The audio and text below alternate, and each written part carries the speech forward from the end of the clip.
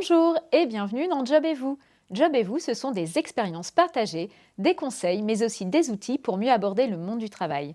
Nous vous proposons des reportages sur des secteurs qui recrutent, nous répondrons aux questions que vous vous posez en termes d'emploi et de formation, et nous irons à la rencontre de jeunes qui nous parleront de leur expérience. Aujourd'hui, nous allons vous parler du secteur de l'industrie. C'est un secteur mal connu, avec parfois des préjugés, et pourtant c'est un secteur qui recrute. La preuve dans ce reportage. Bonjour, je m'appelle Olivier, j'ai 49 ans, donc je suis responsable de la maintenance outillage chez Aptar Le Vaudreuil. Nos besoins de recrutement sont basés sur des métiers type l'outillage, l'ajustage, l'usinage, tournage, fraisage. Et pour être plus précis, plutôt des gens qui sont habiles de leurs mains pour démonter, remonter des éléments, des gens de confiance aussi pour travailler sur des outils type des moulins à injection que l'on a nous chez Aptar. Aujourd'hui, on est ouvert à accueillir des jeunes en alternance, en 2 ans, 3 ans, bac, BTS, pourquoi pas licence. Aujourd'hui, j'ai un jeune en master, donc c'est très ouvert dans nos métiers. Ça peut être aussi sur de l'intérim pour des gens qui font de la reconversion, ça peut être aussi sur des stages diplômants type CQPM. Voilà, c'est ouvert. Et après, si les personnes accrochent au métier, sont fiables, courageuses, curieuses, potentiellement, ça va au CDI. Oui. L'attrait du métier d'outillage, c'est que on ne fait jamais la même chose. C'est pas du tout du travail à la chaîne. Chaque jour, on a un nouveau problème à régler. On travaille avec une équipe aussi, que ce soit une équipe qualité, production, l'outillage. On n'est pas seul dans son coin et les journées passent vite. Les journées passent vite, il n'y a pas de charge lourde, on fait très attention à la sécurité des gens, on ne se met pas en danger. On est sur vraiment de l'habilité, du travail manuel, de la minutie et on n'est pas dans le cambouis jusqu'au cou. C'est plus ça l'industrie, surtout dans la pharma. La première déjà, c'est être curieux. La deuxième, c'est vraiment être motivé. Et la troisième, je dirais, c'est d'être habile de ses mains. Oui, complètement. Comme dans toute entreprise, l'évolution peut être plus ou moins longue. Ça dépend aussi du contexte industriel et du contexte de l'entreprise. Mais dans une entreprise comme la nôtre chez Aptar, j'en suis un bon exemple. Je suis arrivé chez Aptar en tant qu'outilleur. J'ai fait différentes expériences dans ma vie, mais aujourd'hui, je suis responsable du service outillage. Se renseigner, être curieux, aller voir ce qui se fait dans les métiers de l'industrie. L'outillage, je pense que personne n'en a entendu parler. Et pourtant, c'est très proche de ce qu'on pourrait... mécanique moto, mécanique auto, les gens connaissent. L'outillage, on est un petit peu dans ce milieu-là d'ajustage, de montage, démontage, analyse de panne.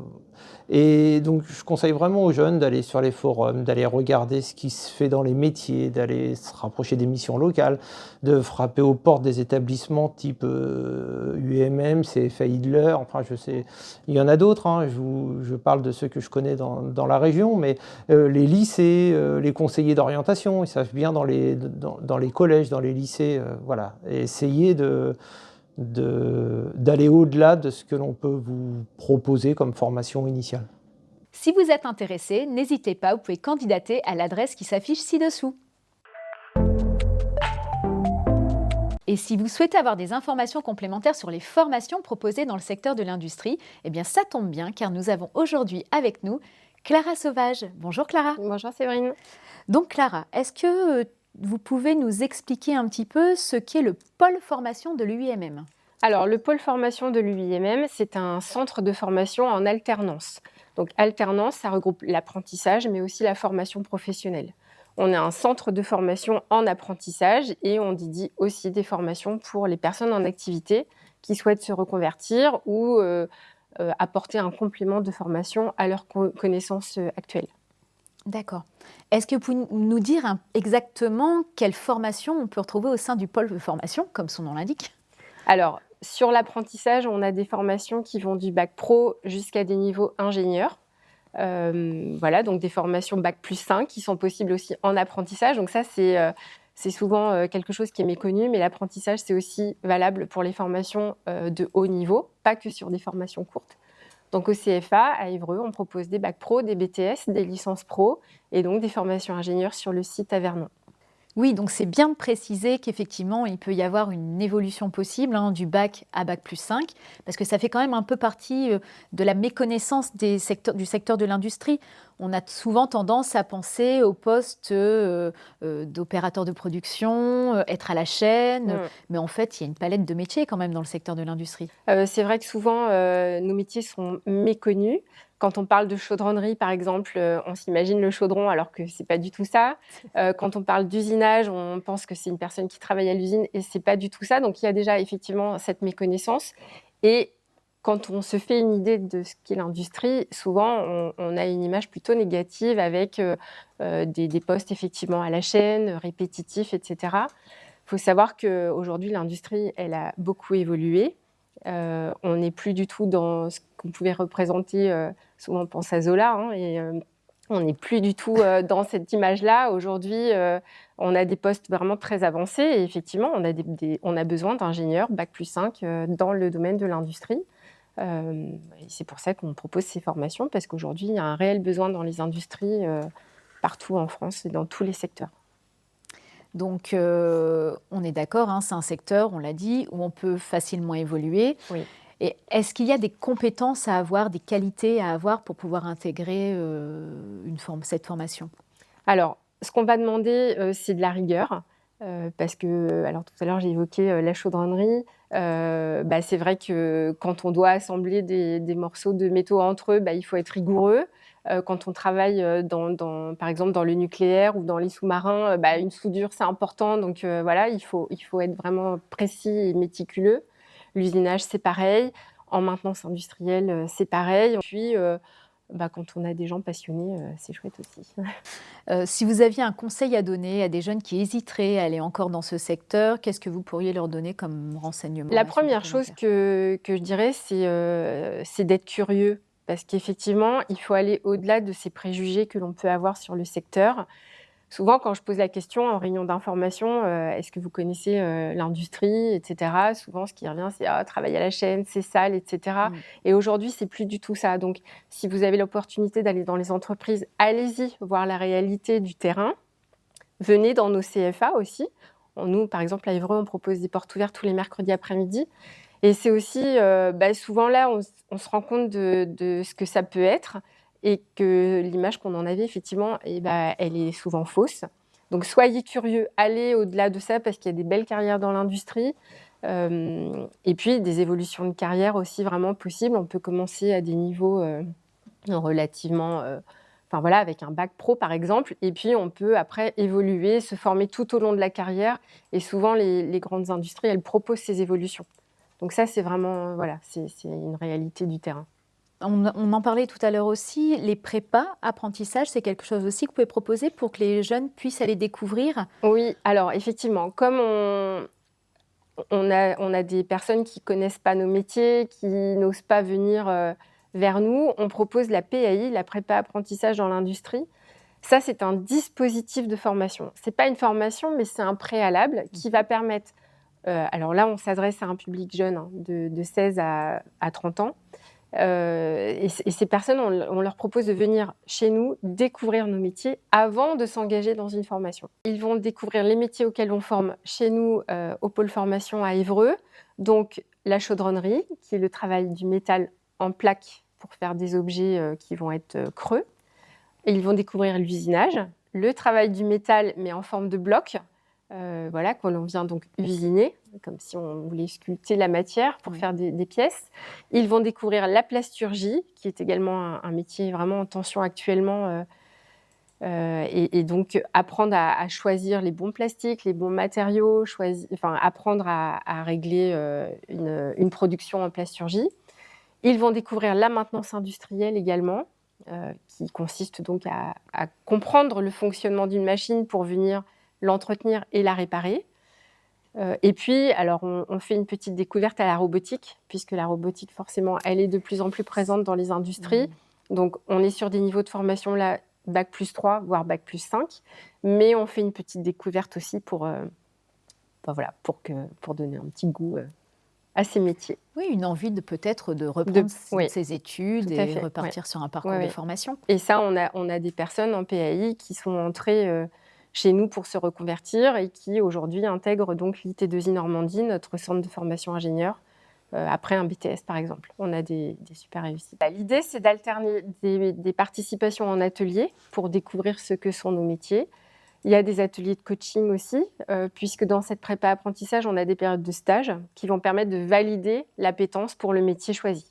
Encore une fois, ça permet de se dire oui, j'aime bien ou non, j'aime pas. Mais le j'aime pas, on peut le qualifier et on sait dire pourquoi. C'est ça qui est intéressant. Bon, c'est super. Merci pour toutes ces informations. Merci. Pour finir de vous convaincre, voici un reportage sur des jeunes qui ont osé reprendre le chemin de la formation.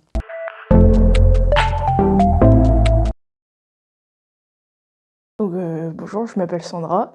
Je suis actuellement donc étudiante à l'IT2I Normandie pour préparer un diplôme d'ingénieur, donc mécanique et production. Et je suis en alternance au sein de l'entreprise Sulzer Pompe France en tant que chef de projet. Alors, faut savoir qu'aujourd'hui donc j'ai 26 ans et donc forcément être encore à l'école à cet âge-là, c'est que mon parcours a été un peu long. Donc en sortie de collège, j'avais envie d'être dans la menuiserie. Donc j'ai fait mes études, un bac pro, puis un CAP en mention complémentaire, ce qui me plaisait énormément. Ensuite, j'ai travaillé, j'ai décroché un CDI, mais j'arrivais pas à évoluer comme je le souhaitais au sein de la menuiserie. Et on m'a fait découvrir donc les métiers de l'industrie, notamment l'usinage, qui se rapprochait beaucoup de la menuiserie, sauf qu'on changeait de matière. Donc j'ai décidé de reprendre mes études pour pouvoir évoluer plus à l'avenir. Donc j'ai refait un bac pro, technicien d'usinage, en alternance toujours, pour pouvoir avoir un salaire, mais aussi pouvoir me former, ce qui était important pour moi. Et donc j'ai fait mon bac pro en 2 ans, au lieu de 3, étant donné que j'en avais déjà un. Ensuite, j'ai eu la possibilité donc, de faire un BTS conception des processus et réalisation de produits. Donc, qui m'a amené à commencer à être un peu, pouvoir gérer un peu au niveau des papiers de l'atelier, etc. Donc de pouvoir toujours évoluer. Et à la suite du BTS, à ma grande surprise, on nous a dit qu'on pouvait continuer et préparer un diplôme d'ingénieur, et encore une fois en alternance. Donc j'ai pas hésité une seule seconde pour justement continuer, et c'est là où je suis aujourd'hui. Donc en fin de première année d'école d'ingénieur. Et ça me plaît énormément. Alors moi, c'était donc tout ce qui était manuel, parce que j'aime bien travailler avec mes mains. Le bois, parce que c'était quelque chose de vivant, de chaud, etc. Et au début, je disais que j'irais jamais dans le métal parce que c'était froid.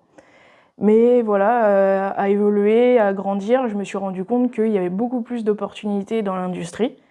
Et surtout, en tant que femme, il y a 4-5 ans, l'industrie était beaucoup plus ouverte que le monde de la menuiserie, qui était encore un peu moins ouvert sur la question. Donc du coup, voilà, j'ai tenté l'expérience de me lancer dans l'industrie. Et voilà, il y a énormément de possibilités autour de l'industrie qu'il y a un peu moins côté menuiserie, et surtout dans notre région en fait. Justement, dans l'industrie, vous allez retrouver énormément de domaines d'activité. Là, par exemple, moi, je travaille sur des pompes, mais vous pouvez très bien aller travailler dans le cosmétique, dans l'automobile, dans l'aviation. Il y a énormément de domaines. Donc, en fait, vous pouvez même allier votre passion, pour certains, avec votre métier. Et ça, c'est pas négligeable. Il y a beaucoup de jeunes, par exemple, qui peuvent aimer la voiture. Vous pouvez vous retrouver dans des bureaux d'études, dans des entreprises d'automobile. Donc c'est quand même assez génial. Et surtout, voilà, il y a tellement d'opportunités que franchement, c'est un domaine où il faut y aller. Et surtout, en tant que femme, n'hésitez pas, parce que de plus en plus, les femmes sont les bienvenues dans les entreprises, dans l'industrie. Et on va retrouver un peu plus de finesse, de délicatesse auprès des femmes, et les entreprises aiment beaucoup. Donc surtout, n'hésitez pas. Merci Clara d'avoir accepté notre invitation. Merci à vous de m'avoir invitée.